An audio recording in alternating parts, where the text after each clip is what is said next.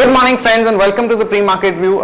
Friends, US markets were mildly positive, about 0.35 to 0.4% kind of a gain on the back of some positive economic data on the job front. However, European markets continues to show a lot of sluggishness on the back of uncertainty over Spain bailout. Also, the PMI manufacturing data that came out for the entire Eurozone suggests that there is a serious contraction in the economy, and that is weighing in the minds of the markets. Today when we look at the Asian markets, most of them are quiet. The Nikkei is up almost 0.35% as there is a weakness in the yen, so some of the export led stocks like Toyota and Honda are showing some amount of gains. Also important to note is that the Brent crude actually came down almost 3% to 108 as the entire manufacturing data that has come out from China to Europe has been showing a lot of weakness, which is weighing upon the crude oil price, which is definitely positive for our markets. And in terms of flows, friends, FIs were net buyers to the tune of 602 crore in the cash market, and the domestic institutions were sellers to the tune of 662 crore.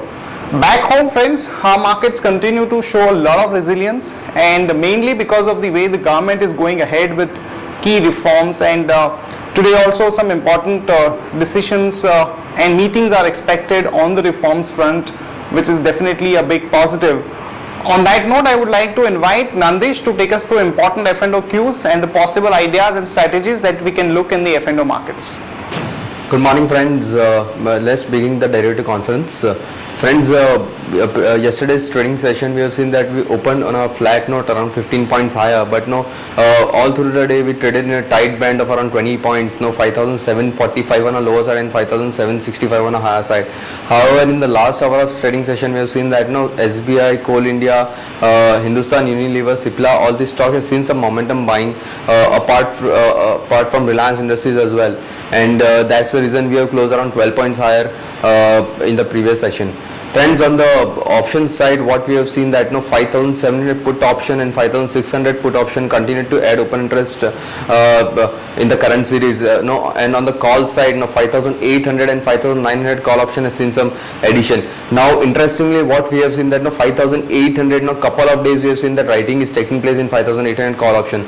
So what we think that 5,800 for a short term lay, we can say that for a consolidation phase, these levels will remain as a resistance, but once we surpass and close above 5,800 levels, then we might retest the straddle break-even point, which is somewhere around 5,900 levels. Implied volatility on the other hand it continued to be on the lower band, near the lower band, is indicating that unless and until there is no negative trigger in the market, we'll continue to see buying coming in at the lower levels. Friends, as far as the stock is concerned, we think that Titan Industry on a positional basis we have recommended 280 call option. Again it has came into a level, so one can take a trade in that option with a stop loss of 3 on closing basis. Apart from that, we have recommended Jubilant Food 1,400 call option for a positional basis. Even that can be considered for trade for the October series expiry with a stop loss of 10 on closing basis. That's all from all of us, friend. Thank you.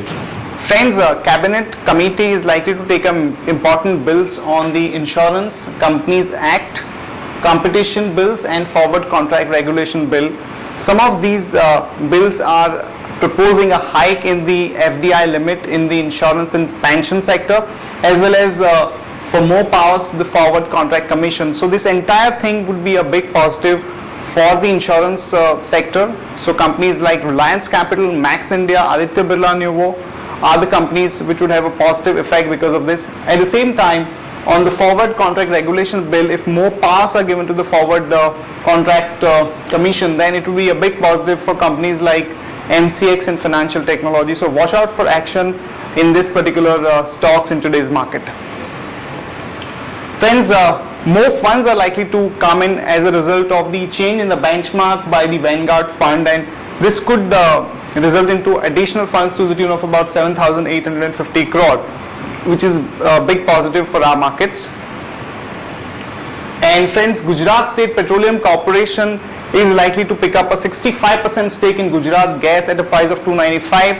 The current price of Gujarat Gas is 336. So in case of any open offer, it would be somewhere close to the current market price. So there could be some more upside in Gujarat Gas stock because of this development.